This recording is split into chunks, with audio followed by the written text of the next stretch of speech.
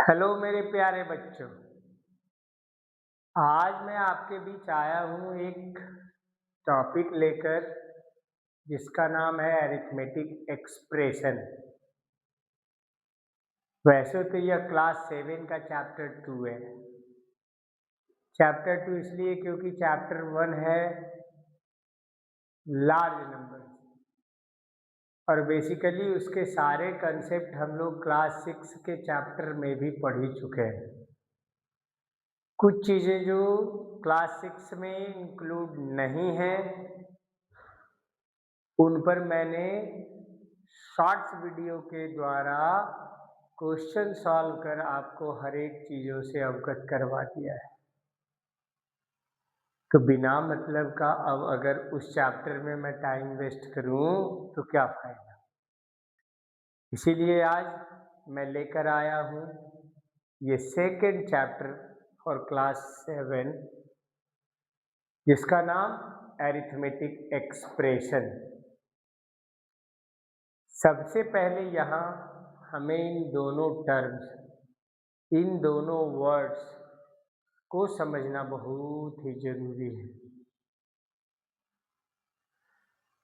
वो टर्म या वर्ड क्या है स्पष्ट दिख रहा होगा। यहाँ है अरिथमेटिक और यहाँ है एक्सप्रेशन। सबसे पहले मैं इन दोनों में एक्सप्रेशन की ही बात करूंगा, एक्सप्रेशन को समझना चाहूंगा या समझाना चाहूंगा। एक्सप्रेशन का मतलब ही होता है भाव। लेकिन बात यह है कि मैथमेटिक्स में आखिर कौन सा भाव। भाव तो मन में बहुत तरह के आ सकते हैं। मुझे नींद आ रही है, ये भी एक भाव है। मैंने नाश्ता किया, पेट भर गया, अब नींद आ रही है। मुझे कहीं किसी से मिलने जाना है, यह भी भाव है। आज बाइक चलाने का मन नहीं है, आज टोटो से या कॉमर्शियल व्हीकल से, बस से, ट्रेन से मिलने चला जाऊंगा, यह भी भाव है। मतलब भाव कई तरह के, कई प्रकार के मन में उठने वाले विचार, उन पे कोई पाबंदी तो है नहीं, किसी तरह के विचार उठ सकते हैं मन में। तो एक्सप्रेशन का मतलब तो वही विचार होते हैं। लेकिन मैं यहाँ बात कर रहा हूँ मैथमेटिक्स की। तो मैथमेटिक्स में विचार कौन से? अरिथमेटिक से रिलेटेड, यानी नंबर से रिलेटेड। तो स्पष्ट बात है, अरिथमेटिक एक्सप्रेशन का मतलब हो गया क्लियरली वह विचार जो नंबरों के खेल को बनाता है, यानी नंबरों के जोड़ घटाव गुणा भाग को बनाने वाला विचार, भाव, मन में उठने वाले तरंग,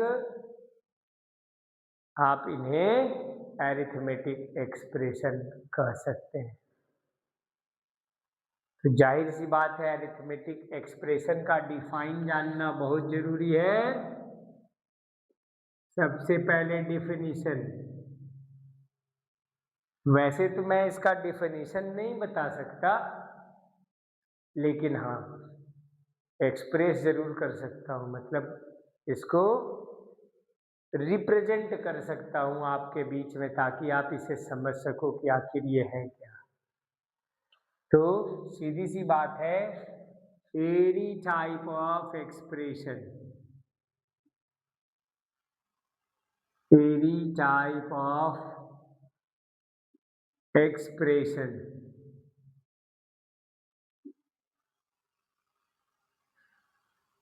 related with the numbers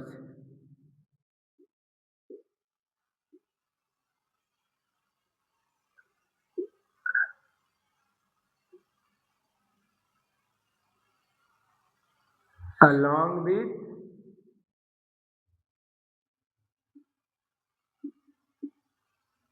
their functions। क्यों? क्योंकि कोई भी विचार मैथमेटिक्स में अगर आएगा तो वो किसी न किसी रूप में उनके फंक्शन से ही जुड़ा होगा। फंक्शंस क्या? Addition, subtraction,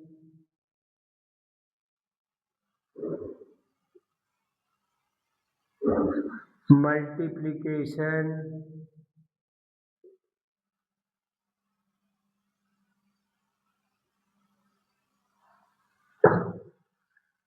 and division.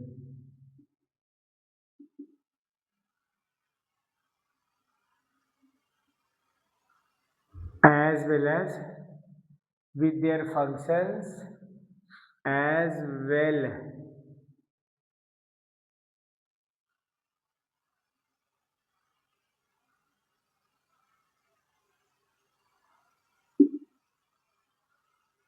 As well as the brackets.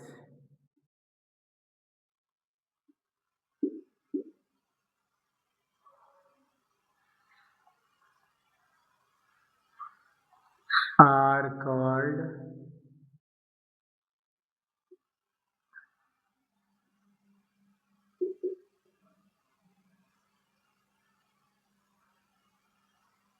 arithmetic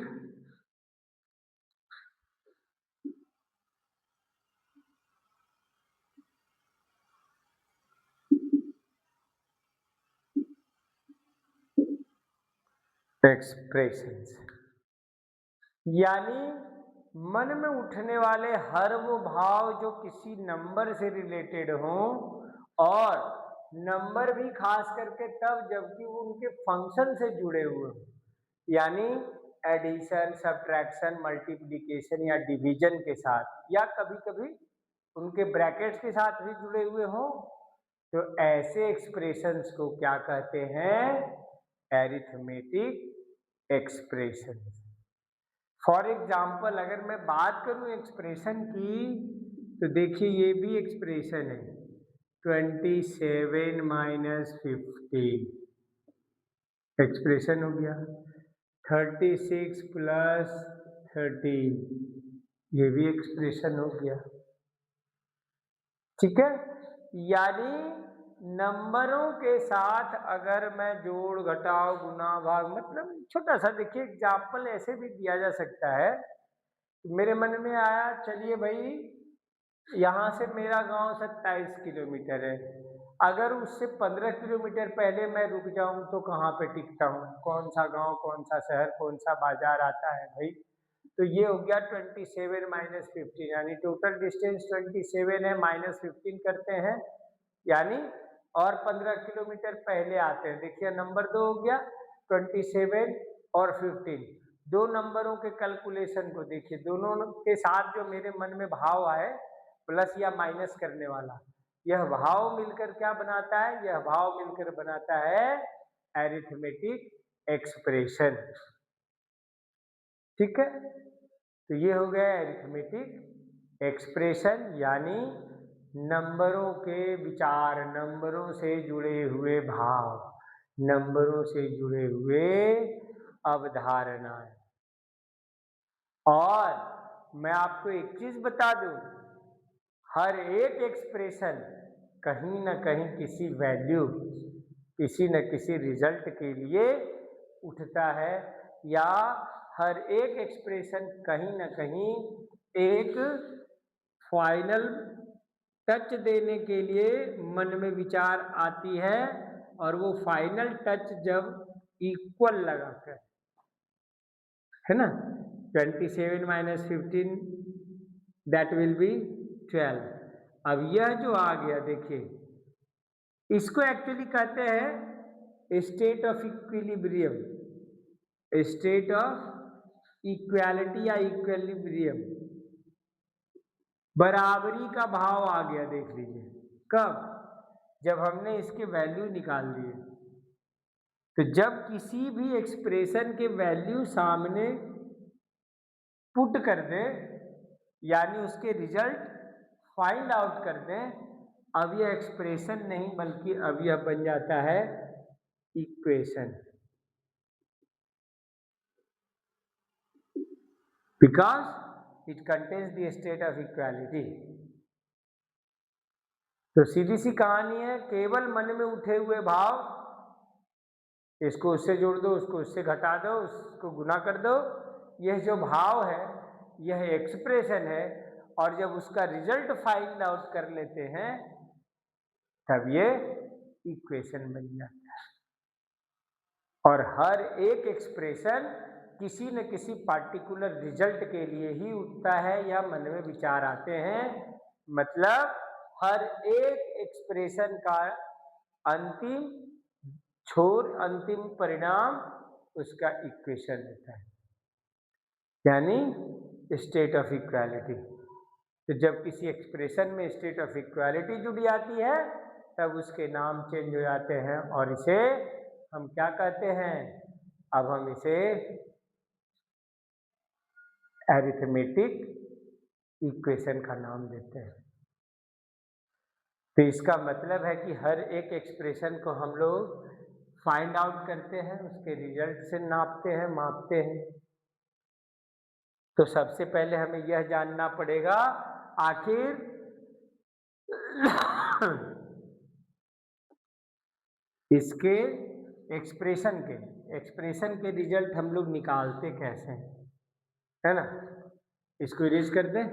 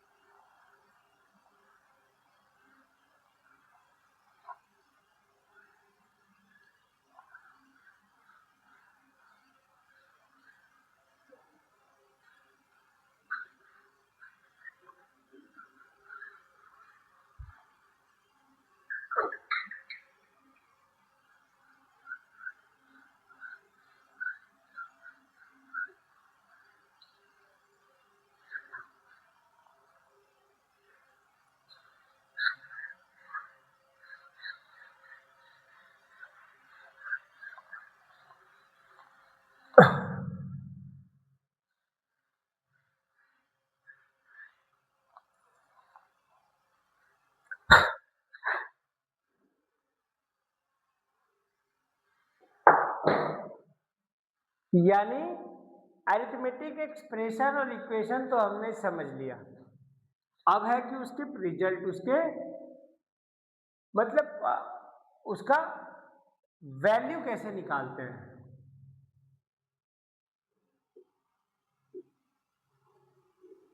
to find the value of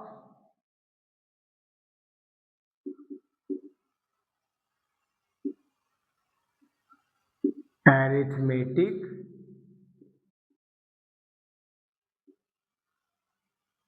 expressions।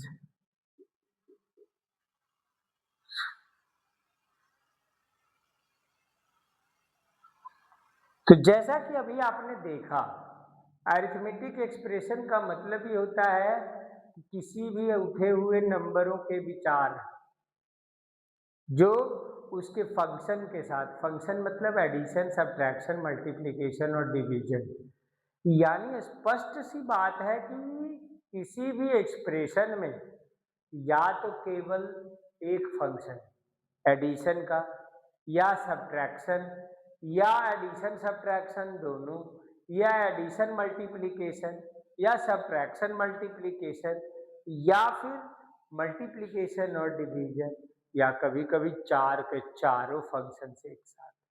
बल्कि मैंने तो यहाँ तक कहा कि ब्रैकेट के साथ भी एक्सप्रेशन आ सकते हैं। इसका मतलब कि किसी किसी एक्सप्रेशन में आपको ब्रैकेट्स भी देखने को मिल जाएंगे, एडिशन भी देखने को मिल जाएंगे, सब्ट्रैक्शन भी देखने को मिल जाएंगे, और तो और आपको उसमें मल्टीप्लिकेशन और डिवीजन भी देखने को मिल जाएंगे। तो इस कंडीशन में अगर हमें इसके वैल्यू फाइंड आउट करने, चूंकि मैंने कहा कि हर एक एक्सप्रेशन अपने वैल्यू को ही प्राप्त करने के लिए आता है। यानी हर एक भाव के वैल्यू कन्फर्म होते हैं, निश्चित होते हैं।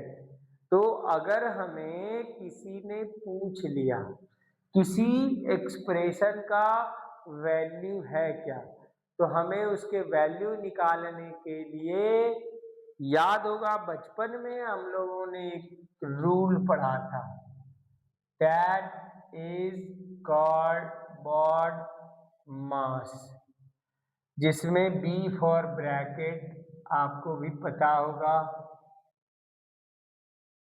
ओ for of, D for division, M for multiplication,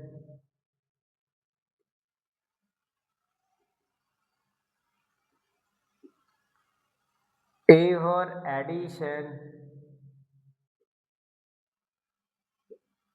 and S for subtraction. और न केवल ये सारे केवल नंबर या रूल लिखे हुए हैं, केवल वर्ड लिखे हुए हैं, बल्कि प्रोसेस के हिसाब से इनकी रैंकिंग भी लिखी हुई है। इट मीन्स दैट कि सबसे पहले अगर ब्रैकेट है तो ब्रैकेट का सॉल्यूशन करना होगा। और ब्रैकेट में भी मैं आपको बता दूं 3 तरह के ब्रैकेट होते हैं, एक लार्ज, दूसरा मिडिल या करली, और तीसरा स्मॉल। और इसी को उल्टा क्लोज करते हैं तो ये, इसमें सबसे पहले अगर फंक्शन होगा तो वो स्मॉलर ब्रैकेट का या स्मॉलेस्ट का, स्मॉलेस्ट के बाद नंबर 2 आता है मिडिल का, नंबर 1, नंबर 2 और तब नंबर 3। और अगर इन ब्रैकेट्स के अंदर भी फिर से वही एडिशन, सब्ट्रैक्शन और मल्टीप्लिकेशन है, तो वहां भी आपको यह बॉड मास फॉलो करना पड़ेगा, लेकिन तब वहां ब्रैकेट दोबारा नहीं मिलेगा। ब्रैकेट के अंदर ब्रैकेट नहीं मिलता तो उसको अवॉइड करते हैं, और तब आपको दिख रहा होगा ओड मास। अगर ब्रैकेट के अंदर की बात करें तो सिर्फ वहां मिलेगा ओड मास, तो वहां भी आपको इस ओड मास को फॉलो करना पड़ेगा अगर उसके वैल्यू फाइंड आउट करने हैं तब। और दो चीजें मैं रिक्वेस्ट करना चाहूंगा स्पेशली अपने सारे स्टूडेंट्स, ऑफलाइन भी और ऑनलाइन स्टूडेंट से भी, जब भी इस तरह के क्वेश्चन जिसको हम लोग बाद में कहीं पढ़ते हैं सिंप्लीफिकेशन, तो नाम इस चैप्टर का सिंप्लीफिकेशन हो जाता है, और इसको बनाने में बच्चे क्या करते हैं, बहुत ज्यादा हड़बड़ाहट।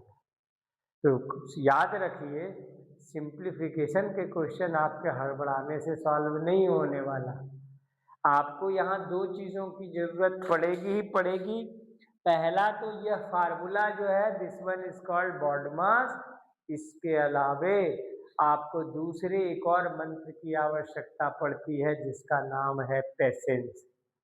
अगर वह मंत्र आपके पास नहीं होगा, आप हमेशा ब्रैकेट के बाद कभी ऑफ नहीं, कभी डिवीजन तो कभी ऐड, तब कभी ऑफ, तब मल्टीप्लाई। कहने का मतलब अगर पेशेंस नहीं होगा तो बनाने का पहले कुछ, बनाने लगिएगा कुछ, फिर आपके वैल्यू नहीं निकलेंगे, फिर आपको इसके रिजल्ट नहीं मिलने वाले।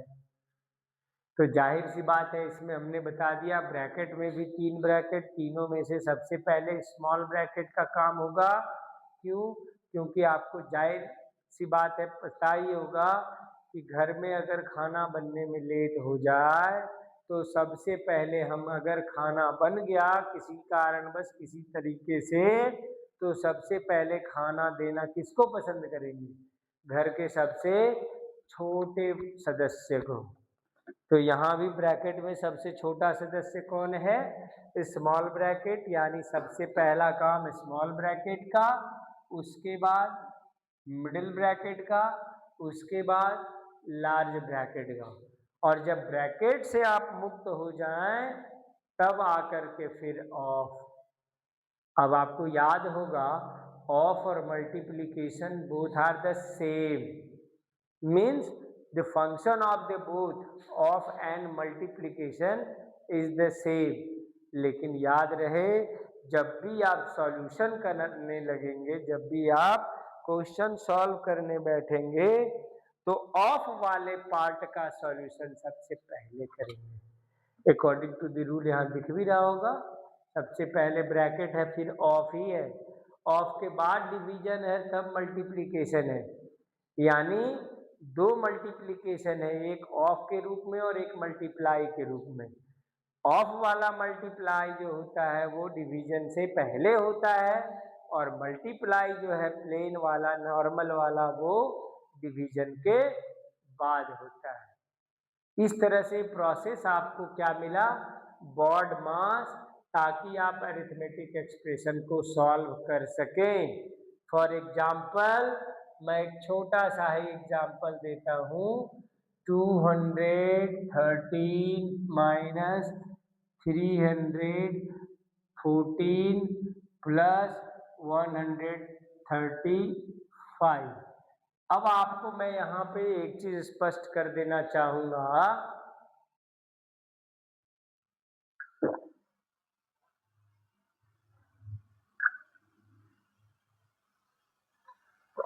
कि हालांकि आपको भी दिख रहा होगा, एक यहाँ पे एडिशन है, एक सब्ट्रैक्शन है, और इसके पहले कोई सिंबल नहीं, तो मानकर चलते हैं ये भी ऐड ही है। तो अकॉर्डिंग टू रूल तो होता है कि पहले ऐड तब सब्ट्रैक्ट। अगर ऐसे हम बनाएं इसको, तो इसका सॉल्यूशन इजी है भी। देख लीजिए, 213 प्लस 135 माइनस 314, और जब इसको सॉल्व करेंगे तो सबसे पहले 5 प्लस 3 8, 3 प्लस 1 4, और 1 प्लस 2 3, माइनस 314, यानी 8 माइनस 4 4, 4 माइनस 1 3, 3 माइनस 3 0, यानी इसके रिजल्ट, इसके वैल्यू हो गए 34। मैं यहाँ एक चीज आपको और कहना चाहूंगा कि चूंकि ये और ये दोनों छोटे छोटे नंबर थे और सब्ट्रैक्ट करना था बड़ा नंबर, इसीलिए हमें यहाँ क्या करना पड़ा, रूल फॉलो करना पड़ा। वरना मैं आपको खुद बता रहा हूँ, अपनी ओर से आपको एक लिबर्टी दे रहा हूँ कि अगर केवल और केवल एडिशन और सब्ट्रैक्शन दो ही सिंबल या दो ही फंक्शन आपको किसी क्वेश्चन में दिखाई दे, तब वहां आप बैरियर तोड़कर जा सकते हैं। कहने का मतलब तब यहाँ बॉड मास फॉलो करने की आवश्यकता नहीं है। लेकिन अब इस क्वेश्चन में मजबूरी क्या थी कि यह भी नंबर छोटा, यह भी नंबर छोटा, लेकिन माइनस वाला नंबर थोड़ा बड़ा था। तो अच्छी बात है कि हम पहले प्लस प्लस को प्लस कर ले, ताकि शायद वो नेगेटिव वाले से जरा बड़ा हो जाए, और तब जाकर के हमारा सॉल्यूशन आसानी से निकल जाए। वैसे अगर यहीं पे कोई नंबर इस तरह से दे दिया जाए, 513 माइनस 314 प्लस 135, तो इसको सॉल्व करने के लिए आपको मैं बता दूं, फिर आपको नियम फॉलो करने की आवश्यकता नहीं है। तब आपको दिख रहा होगा, पहले ये प्लस और ये माइनस, ऐसा कीजिए, पहले इन दोनों को माइनस कर लीजिए। 3 माइनस 4 यानी 13 माइनस 4 9, यहाँ हो गया 10, 10 माइनस 1 फिर से 9, यहाँ हो गया 4, 4 minus 3 that is 1, plus 135 that is equal to 9 plus 5 14 का 4 कैरी 1, 9 प्लस 1 10 प्लस 3 13 का 3 कैरी 1, 1 प्लस 1 2 प्लस 1 3, 334। अगर चाहे तो हम यहाँ दोनों पहले ऐड भी कर सकते हैं, 3 plus 5 8, 1 plus 3 4, 5 plus 1 6, minus 314 is equal to 8 minus 4 4, 4 minus 1 3, 6 minus 3 3. Both the answer are same. इसका मतलब क्या है कि जब केवल एडिशन और सब्ट्रैक्शन हो तो वहां हमें बॉड मास फॉलो करने की आवश्यकता नहीं है। लेकिन यह हो गया आखिर में नियम किसी भी अरिथमेटिक एक्सप्रेशन को फाइंड आउट करने का, उसके रिजल्ट प्राप्त करने का तरीका, मंत्र, फार्मूला, जिसको हम लोग बॉड मास के नाम से जानते हैं। ठीक है। अब रही बात, जब हमें इसके रिजल्ट मालूम हो गए, तब अगर दो अलग अलग तरह के एक्सप्रेशन हमें साथ में मिल जाएं, देखिए मैंने कहा था किसी वीडियो में कि इंसान की फितरत होती है कंपेयर करना। तो अब हम भी चाहेंगे कि जब अरिथमेटिक एक्सप्रेशन की वैल्यूज हम निकाल लेते हैं, फाइंड आउट कर लेते हैं, तो क्यों ना दो अलग अलग तरह के एक्सप्रेशन अगर मेरे पास हो तो मैं उनको कंपेयर कर सकूं। कैसे?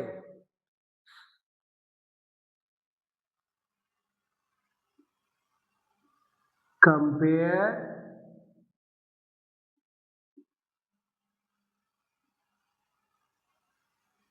Arithmetic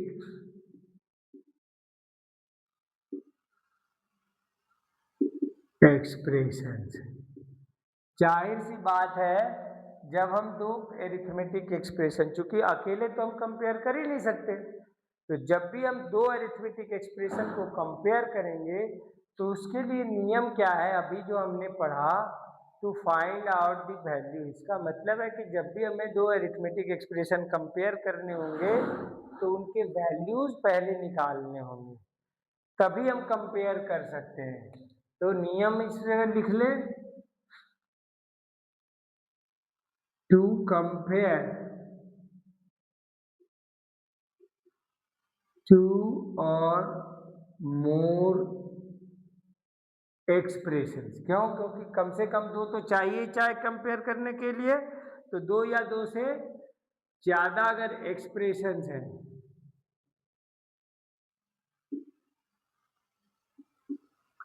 we should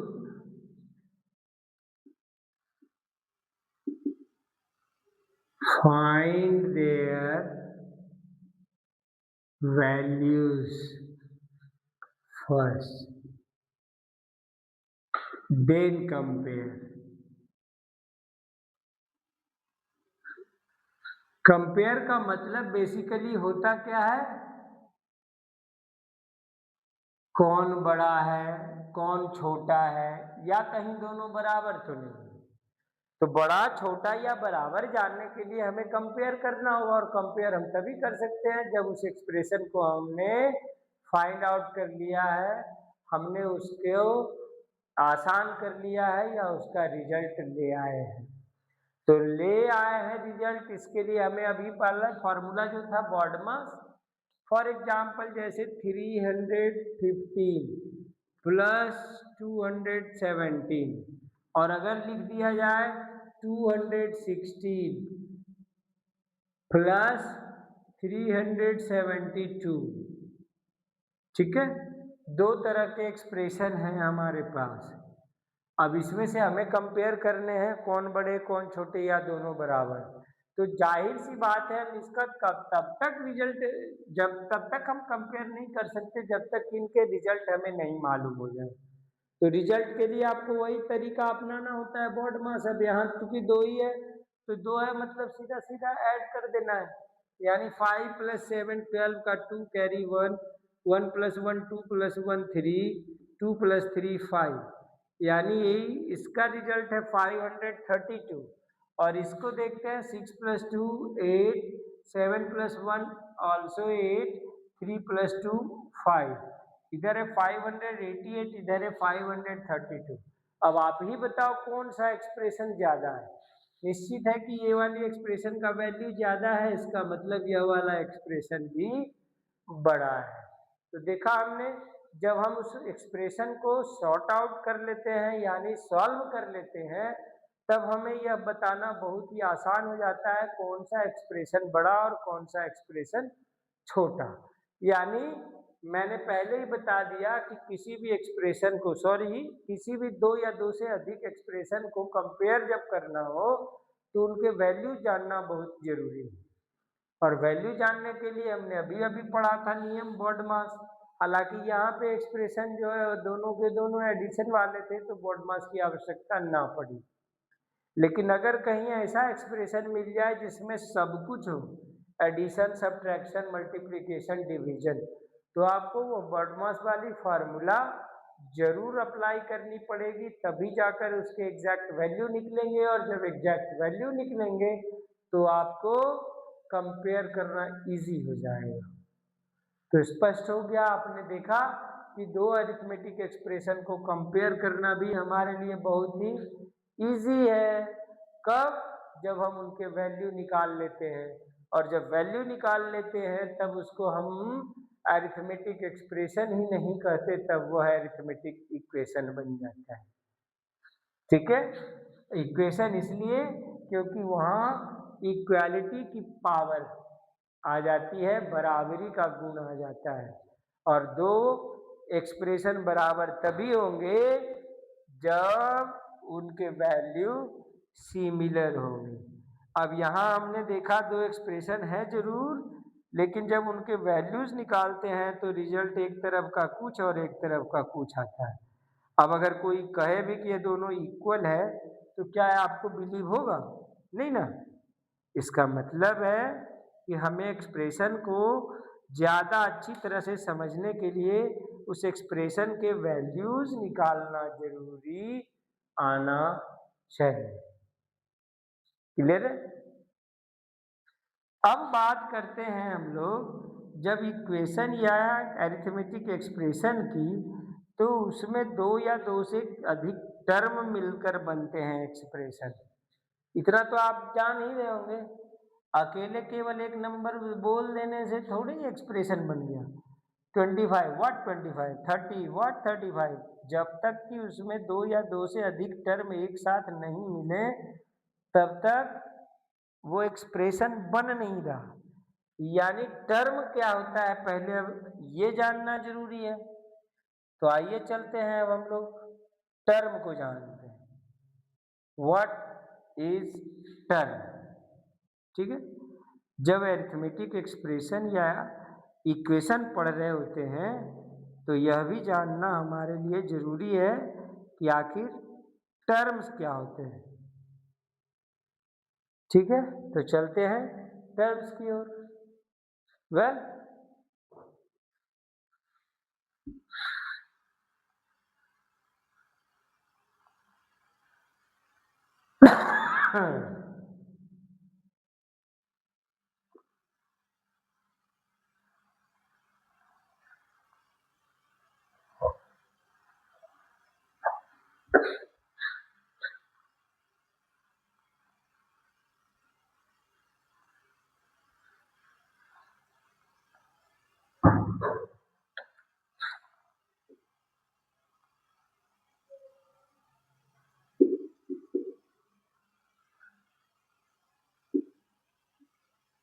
rain,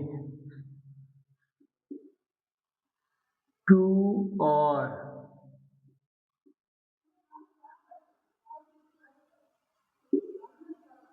more numbers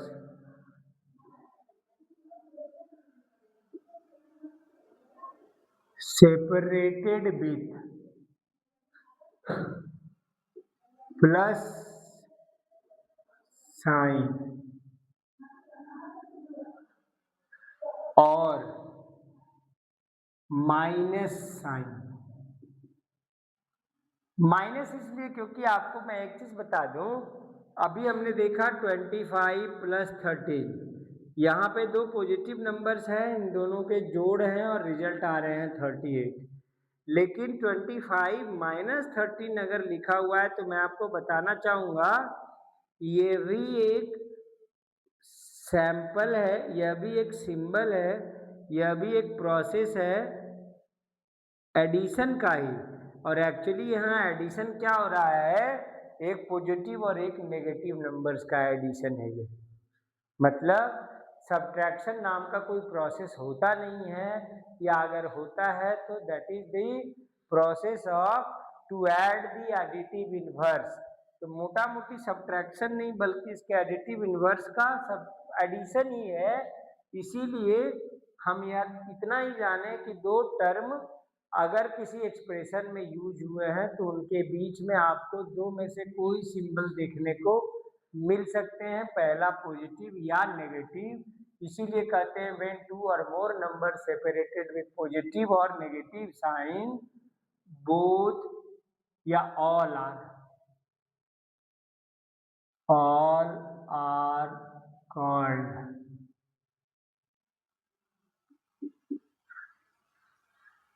terms of the expression।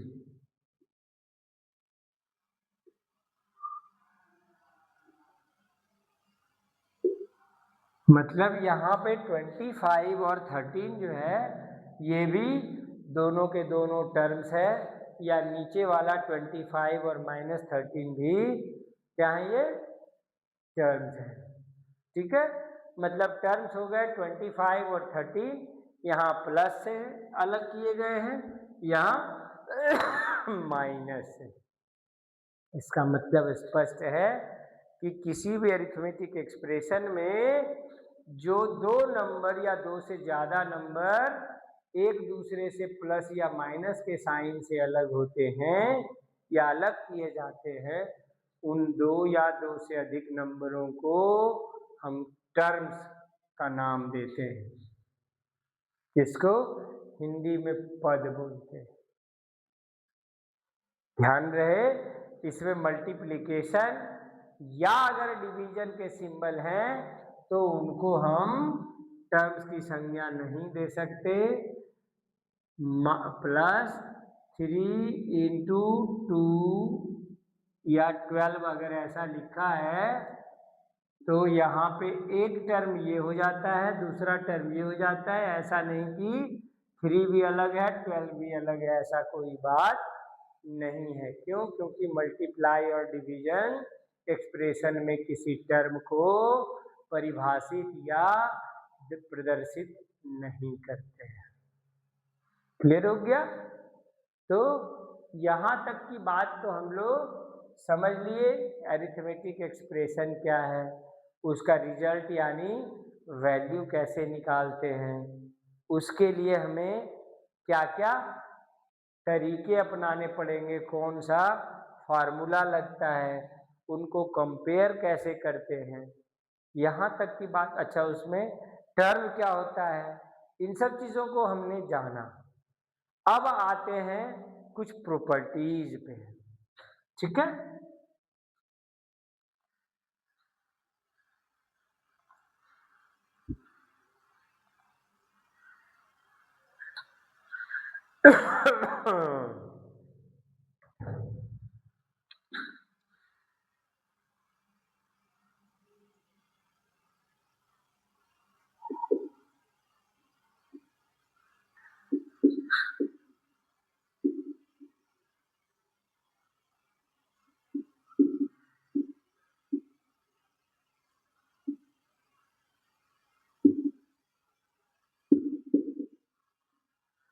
ज्यादा कुछ नहीं कहूंगा इस पे। हमने क्लास 6 के चैप्टर में भी कुछ चीजें हम लोग डिस्कस कर चुके हैं, और वो डिस्कशन था एक्चुअली इंटीजर का। तो इंटीजर में भी दो नंबरें एक दूसरे के साथ जुड़ती मिलती हैं घटती हैं, तो वहाँ भी कुछ नियम फॉलो होते हैं, यहाँ भी कुछ नियम फॉलो हो सकते हैं। तो उन्हीं में से पहली प्रॉपर्टी की बात मैं करने जा रहा हूँ, that is called commutative law. सीधी सी कहानी है, 25 plus 16 is also equal to 16 plus 25।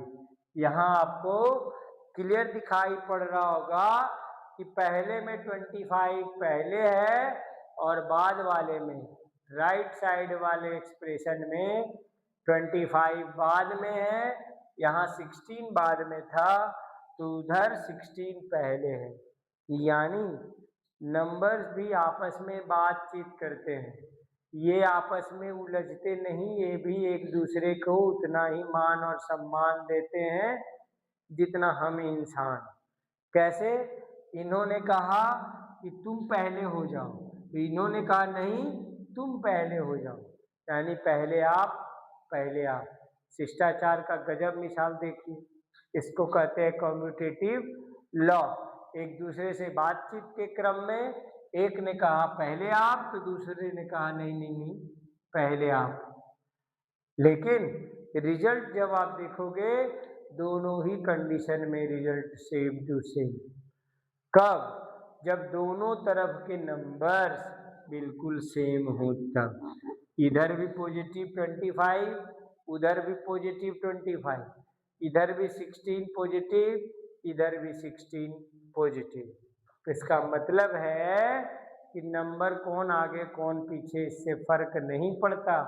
दूसरा एग्जाम्पल और आपको दिखा दूं, 37 minus 42 is also equal to minus 42 plus 37। अब आप कहोगे उधर तो 42 माइनस पहले हो गया, उससे फर्क क्या पड़ता है? जब आपने पढ़ा होगा इंटीजर, जब एक पॉजिटिव और एक नेगेटिव होता है तो फंक्शन हमेशा सबट्रैक्शन का, बट सिंबल हमेशा लार्जर वैल्यू वाले नंबर का। तो जाहिर सी बात है यहाँ भी लार्जर वैल्यू माइनस का है और इधर भी लार्जर वैल्यू माइनस का है, तो दोनों तरफ के सिंबल तो माइनस में ही आएंगे। अब सब्ट्रैक्ट करते हैं तो 42 माइनस 37 5 आता है, इधर भी सब्ट्रैक्ट करते हैं तो 5 ही आता है, और दोनों के दोनों तरफ आपको रिजल्ट क्या मिलते हैं? इक्वल। इसका मतलब है कि नंबर आपस में कभी फाइट नहीं करते। इन नंबरों के बीच में हमेशा एक फार्मूला चलता है, पहले आप पहले आप। दूसरा नियम है एसोसिएटिव।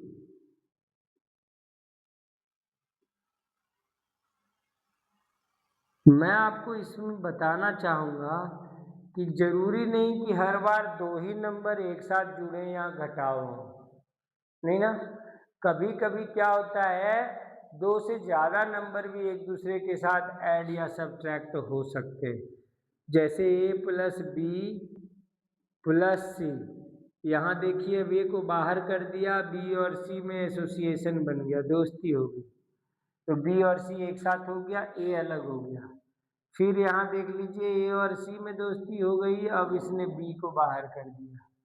तीनों कंडीशन में आप देखोगे रिजल्ट हमेशा इक्वल ही। कब? जब अगर सिंबल्स भी ना बदले तब। अगर यहाँ ए पॉजिटिव है तो इसमें भी ए पॉजिटिव होने चाहिए, बी पॉजिटिव है तो बी पॉजिटिव होने चाहिए, सी पॉजिटिव है तो सी पॉजिटिव होने चाहिए। चाहे एसोसिएशन किसी के साथ, मतलब ग्रुपिंग किसी के साथ बनाए, रिजल्ट में परिवर्तन नहीं होता। इसी को कहते हैं associative property, associative law, and both are followed in addition. क्यों? मैंने बताया कि सब्ट्रैक्शन तो कोई फंक्शन होता ही नहीं, और अगर होता भी है तो that is the addition of additive inverse. तो ध्यान रहे, किसी भी नंबर के एडिटिव इनवर्स को जोड़ना ही सब्ट्रैक्शन कहलाता है। इसलिए सब्ट्रैक्शन को अलग से पढ़ना ही नहीं है, बस इतना ही ध्यान रखेंगे कि एडिशन सब्ट्रैक्शन दोनों में अंतर है। क्लियर है? तीसरा में से अब है क्या? तीसरा होता है डिस्ट्रीब्यूटिव लॉ। लेकिन डिस्ट्रीब्यूटिव लॉ जो है ये दो कंडीशन में फॉलो होता है। एक होता है डिस्ट्रीब्यूटिव लॉ ओवर एडिशन, यानी जोड़ में डिस्ट्रीब्यूटिव लॉ, और दूसरा होता है डिस्ट्रीब्यूटिव लॉ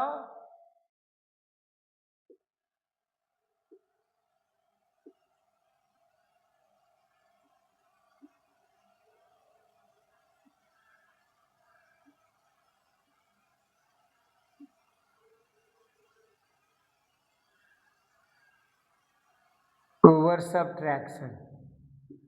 हम लोग बारी बारी से इसको ऐसे समझते हैं। देखिए मान लिया कि एक नंबर है ए, ये बी और सी के साथ जुड़ना चाहता है, लेकिन बी और सी में दोस्ती हो रखी है, वो दोनों ब्रैकेट के अंदर बंद है, वो दोनों ब्रैकेट के अंदर जुड़ने के लिए तैयार है। तो अब ए जो है, ए इंडिविजुअल किसी के साथ नहीं जुड़ करके क्या करेगा, पहले इन दोनों को जुड़ जाने देगा, उसके बाद ये मल्टीप्लाई हो जाएगा दोनों से।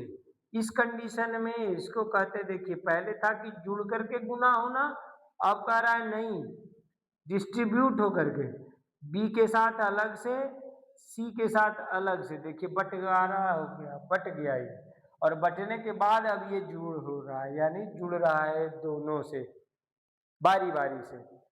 इसी को कहते हैं डिस्ट्रीब्यूशन ओवर एडिशन।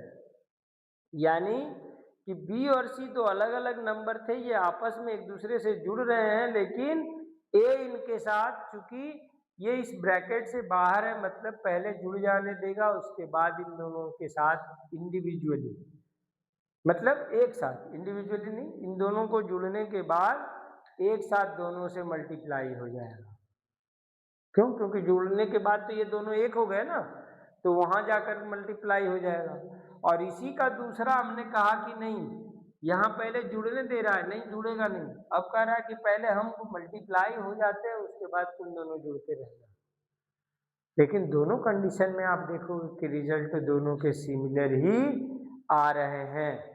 इसी को कहते हैं डिस्ट्रीब्यूटिव लॉ ओवर एडिशन। ठीक है, और ठीक उसके अपोजिट नीचे है डिस्ट्रीब्यूटिव लॉ ओवर सबट्रैक्शन। क्या है? Distributive law over subtraction. देखिएगा मैं इसको ऐसे बताना चाहूंगा। अब यहाँ B minus C multiply A is equal to B into A minus C into ए।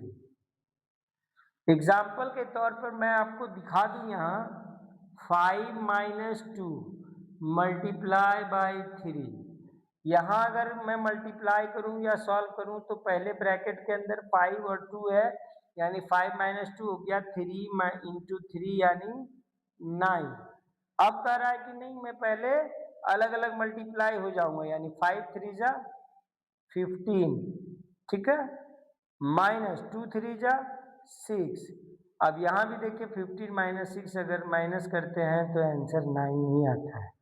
मतलब दोनों कंडीशन में इसके रिजल्ट क्या है, सिमिलर हो रहे हैं। It means this is called the distributive law over subtraction. इसको ऐसे समझना है कि 3 नंबर हैं जिसमें 2 नंबर ब्रैकेट के अंदर बंद है, वो आपस में ऐड या सब्ट्रैक्ट होने के लिए तैयार है। तीसरा नंबर है जो ब्रैकेट से बाहर है, मतलब ये न तो जुड़ सकता है न घट सकता है। लेकिन ब्रैकेट से बाहर अगर कोई सिंबल नहीं है तो इसका मतलब होता है कि ये मल्टीप्लाई होना चाह रहा है इन दोनों से। लेकिन चूंकि ये ब्रैकेट में बंद है तो नियम कहता है, पहले ब्रैकेट हमने पढ़ा था पहले बोर्ड मास में, तो पहले ब्रैकेट की क्रिया होगी, इसका मतलब अगर ऐड है तो ऐड हो जाना है पहले, या सब्ट्रैक्ट है तो पहले सब्ट्रैक्ट हो जाएगा, और तब जाकर मल्टीप्लाई होगा। तो ये तो हो गया कि बटने से पहले ही जोड़ घटाव गुना भाग करके जो होना है उसके बाद गुना करके रहिए। लेकिन नहीं, अब कह रहा है कि हमें इतना इंतजार नहीं करना, हम क्या करेंगे भाई, पहले मल्टीप्लाई हो जाएंगे उसके बाद जुड़ेंगे या घटाओगे। लेकिन आप देखोगे दोनों ही कंडीशन में हमारे रिजल्ट पे कोई अंतर नहीं पड़ने वाला, कोई फर्क नहीं पड़ रहा। तो इसी को कहते हैं distributive law over addition and distributive law over subtraction. तो ये थे हमारे अरिथमेटिक एक्सप्रेशन और अरिथमेटिक एक्सप्रेशन से जुड़े हुए बाकी उनके फंक्शन, उनके वैल्यू निकालने के तरीके, और हमने इसके साथ ही क्या जाना, हमने जाना उनके कंपैरिजन और साथ ही properties of addition of arithmetic expression. 4 rule हैं, इन 4 रूल्स को भी याद रखना है। अरिथमेटिक एक्सप्रेशन 4 रूल फॉलो करते हैं। पहला है कम्यूटेटिव लॉ, दूसरा एसोसिएटिव लॉ, और तीसरे रूल का ही 2 अलग अलग सब पार्ट है जिसको कहते हैं distributive law over addition and distributive law over subtraction. तो यहाँ तक के कंडीशन फुलफिल हुए हमारे अरिथमेटिक एक्सप्रेशन के, ठीक है। पिछले कुछ वीडियो में हमने इस पे कुछ शॉर्ट क्वेश्चंस भी बनाया था और दिखाया भी था। आगे और भी इसी तरह के कुछ वीडियोस लाता रहूंगा, बने रहिएगा हमारे channel Math Verse by Avinash के साथ। और एक अंतिम अपील भी, अगर हमारा वीडियो आपको अच्छा लगे तो प्लीज़ हमारे वीडियोस को लाइक, शेयर और कमेंट करना ना भूलें। तब तक के लिए धन्यवाद।